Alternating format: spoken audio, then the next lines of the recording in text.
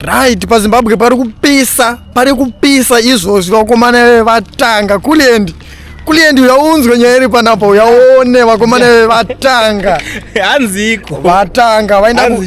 nyaya iri panapo vakomana vaenda kufamu vari kuronga da kudzinga vipi chiwenga ndo nyaya iri kupisa izvo zviri paground. Alright, but let's talk about it. Ndiani achanomupa tsamba kana vada kumudzinga? Ameno kuti anomupa tsamba ndiani because nyaya yacho vanotomuzivawo chiwenga wacho kuti anenge akachila ndi chiu master zvake but akatanga kubhinyuka ma1 anenge atanga. Saka vanhu vada kudzinga chiwenga vosara nani naniki mangwana wezigumo. Obviously Dojharamba here kusakama musoro. Ana John Paradza ana Nick Mangwana ana Kazembe muZimbabwe ne uyo wokunzi baba wake vakauraya vanhu iye vachari kutourayawo vanhu zvake vadodosara nayo chimukomana chemusoro muhombe amalaka Zimbabwe kuri kunakidza kukupisa kuZimbabwe kuri kupisa ndakageza gara mune data. I'm telling you, but one thing chandiri kuda ndechoti maZimbabweans ese vari kupusha that movement kuti iitike yekuti chiwenga ngadzingwe kuti vanhu vaite se vabhanyuke. Ndo zvandiri kutoona ende ndakatatarisa mastreets ese iko zvinezvi vanhu mabhoza vamaZimbabweans vakanga vachida kuita demo but kuti chiwenga ngaataurawo anything, ngaataure word, anofanira kuva nesay about the current situation because chiwenga ndiye akanodedza munhu chake changa chatotiza nyika chatoita border jumper ndo panodedza kudzoka kuti zvodidididi okuzona munhu akadedza akutotanga kutotaura tisingazive amene vari kubva asi panyaya yechiwenga ngasingakwanise kutaura because ukatasa muZANU-PF problem yake itiko atingati muZANU-PF muZimbabwe vakaita problem yekuti president anopiwa mapowers ese haana munhu waasingadzinge mugovernment anodzinga basa munhu vese vanenge vari pasi pavo ende president kwese kunoendwa ndiye anopa maspeech ndiye anotaura vese basa ravo nderongoombera maoko chete. Saka kana utori muZimbabwe wese kana uri vice president hauna kana simba ukatodotasa iye chiwenga wacho madhezi anga ari vice president aMugabe haana kana one word raaitaura aingosvika unogara akatombotukwawo akagara achiombera because angasina kana word raanokwanisa kutaura. But we understand that, but imi mukutaura kuti zoenda kunombera maoko machinzi ndenge byadarika unoverenga maoko chi vanhu vese ari kuverenga maoko vari kuombera maoko muri mazongororo evanhu musati jairire munoti jairira zvisingatomboite unoombera maoko munhu achitaura zvinosangana nebasa rese achipengereka chii chakadaro what's that? Don't tolerate such nonsense. How dare you guys kuti munoombera maoko munhu achitaura zvisiko asi maoko makatomaona achiwerengwa. Ndakatoona uyu weziguma unogara uchitoziguma Nick Mangwana akazotry kuda kuexplain unomuziva kuti anotanga kuda kuchinja nyaya akatanga kunyora chiri president Mnangagwa vanga munhu wekuti vanokwanisa kuexplaina nyaya vangochiexplaina nyaya yakaitika amene nyaya dzaaitaura ipapa achitry kuda kudzosa nyaya kuti iye makaona ataura ka focus ine kurova guma iroro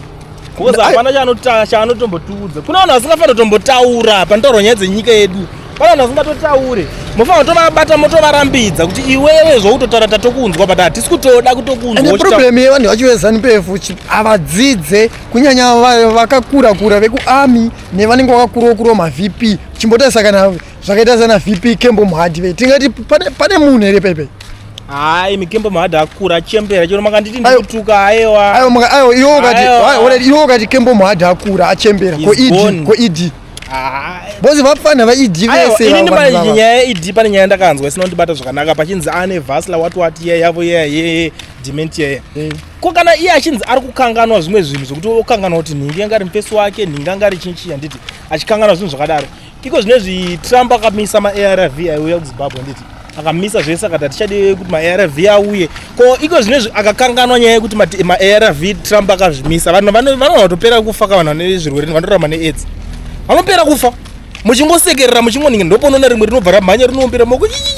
his excellency vataura kuti jairira zvisingatomboita hatisi kumbosekerera zvinhu zvakadaro tofanira kuti tiri panyaya iyo inofanira kuadreswa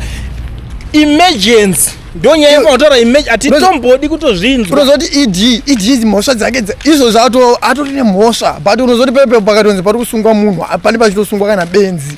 zvamufanira kuti musungwa benzi. Unozoti ED hazive maminista ake unozwa chinonesa ndechekuti unonzwa chinzi tsamba yabva kuna president vachidzinga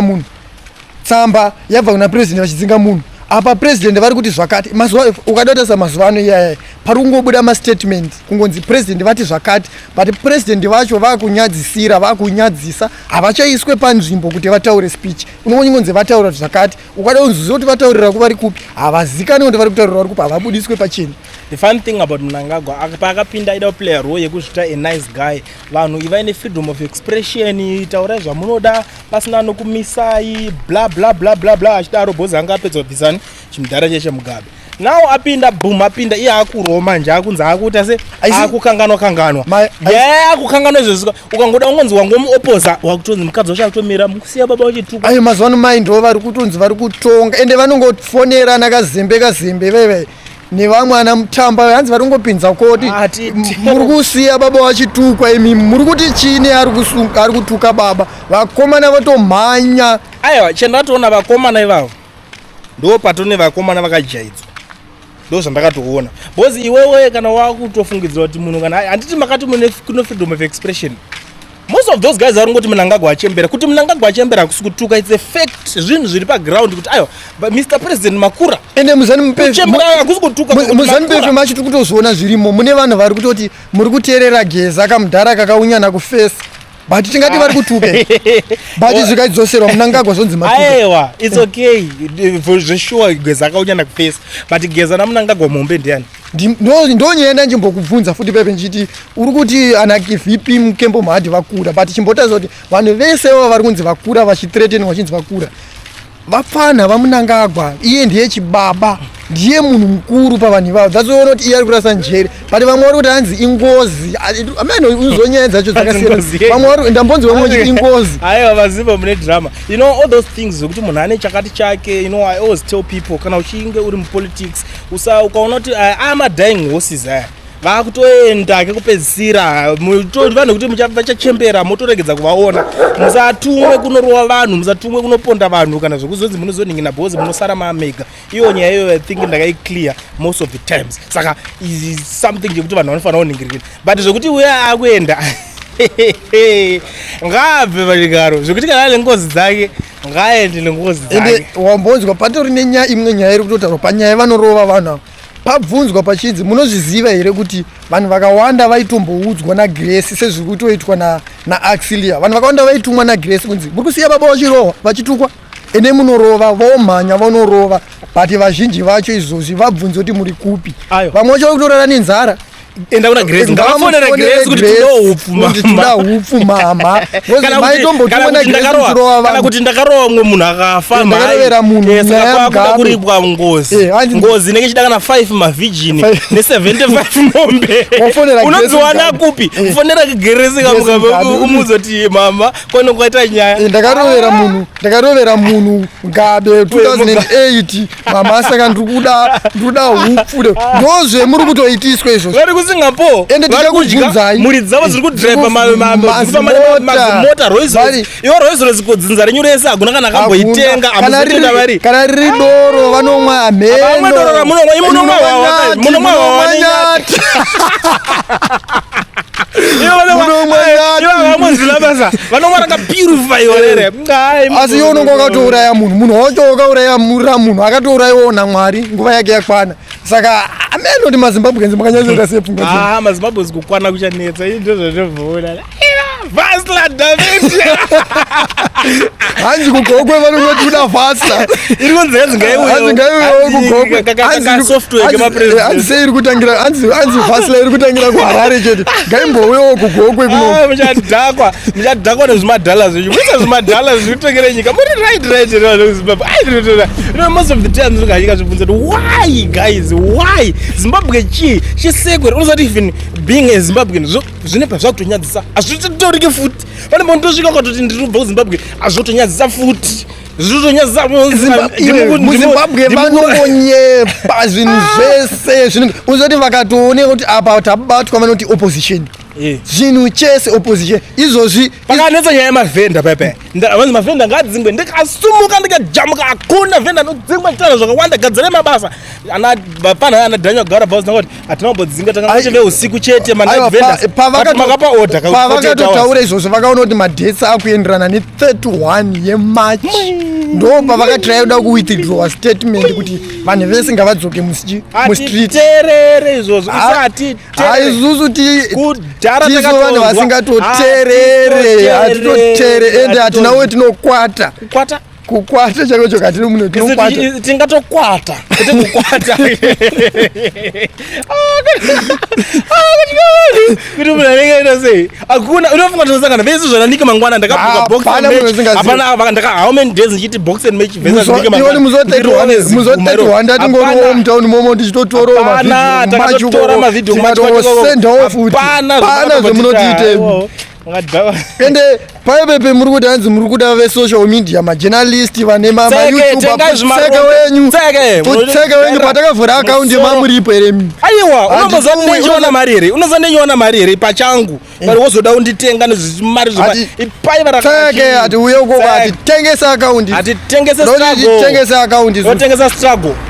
ndeyevanhu machanel aya ndeyevanhu these are the people's channels muchishamisa kuti sei vanhu vachititiyera vanhu havasi kutitiyera because of totaura chokwadi because totaura zvinhu zvinoitika mutinogara imi handikwanisa kutengesa struggle channel yacho ndeyevanhu ndo vanoiona inenge sitombori yangu ndosaka isingatengeseki vari kuda kutengesa zvavo ngavaende iwe ingava nyika here yekuti zvinhu zvese zvinenge zvichingonzi ed chivhayo tagwirei ed chivhayoingava nyika saka wotiudza kuti ndoda kukutengerei channel ndeichikunyorerei choose news muchinyora kuti ed chivhayo tagwirei ichiri nyika hereyo sezvemunoita kuadvertiswa chii chinhu chakanaka choda kuadvertiswa here chinhu chakanaka chinoadvertisirwe chii handiti zvakanaka handari kugona basa saka why achita advertisement ndokuudza kuti apo pane potwo ndafamba napo pane potwo woti hapana ndichiona vanhu vekuzimbabwe vachizoti orati vabereki vangu vachitoziva ndakazvara mwana wangu ane 5 ane dzakakwana ndotoonekwa ndakushanda chibasa chakadaro munotojairira vanhu unozoti kuti jairira ende vanhu vacho imi muri kutoti jairira makore enyu ekurarama panyika ka mashoma so chatofara kururwa mamba mafita vanojairira vavo ndozvo ndakataura munhu wese ari musaidi randigirikini kusangana naye ka because anenge achiti jairira zvisingatomboiti anofanira kuitwa something hapana ndosangana nenyika ini hapana face to face vanozviziva iwe togara tichiti nikirina tichitenderera muzimbabwe metira kuti ningi ndiani unongonzwa kuti kuofisi kwake ari busy hapo iwe nezuro nandiri mfutu nezuro nandiri pakopa kabhana apa ukatarisa mashopu mazhinji anonzi mashopu emunyika muri kutengeswa vhiniga tomato sauce nemvura nesauti nesoda ndozvinhu zviri kutengeswa mumashopu saka 2030 mudhara toda mboshopawo zvinhu vision 2030 at least we are not against the vision 2030 but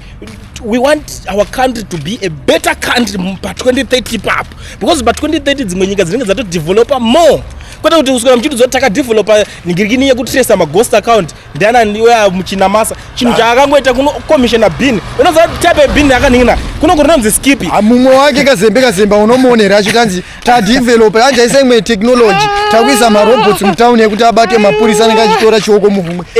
zvinotipei oreti imi muri kuziva kuti maoko acho mapurisa acho ari kupiwa chioko muhumwe muri kuzviziva nditi tsvagai reason kuti sei ari kupiwa chioko muhomwe kana kumadzinga kari marombere mapurisa amukwanisa wadzinga bhozi munozovashandisa kuti ndemunoronwa vari veopposition ndosaka muchiziva mapurisa acho achiramba achidaro zvakadhakwa chibhini chakavhurwa nanigirikini here anonzani kasukwere vese vakafanana vanovhura kana kasukere not kasukere anonzani uyu chinamasa something like this ichichi chinenge chiri pagedhi vemunhu chibhini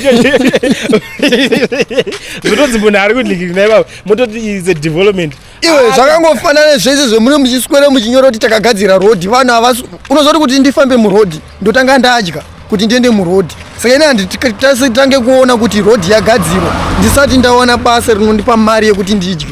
nyange ukatogadzira marodhi 500 handikomente ndechitongoti zvakadhakwa zvemuri kuita because chinoita kuti ini ndizonofamba murodhi ndione kuti rodhi yakanaka ndinenge ndadya because kana ndichiswera ndiri pamba ndisina basa rodhi yacho ndinozoona sei kuti yagadzirwa ende nyange ikagadzirwa Ndinofamba ndienda zvinotipeinofamba kupi? ndienda kupi ndine mota ndine nzara ndofamba ndienda kupi petrol yacho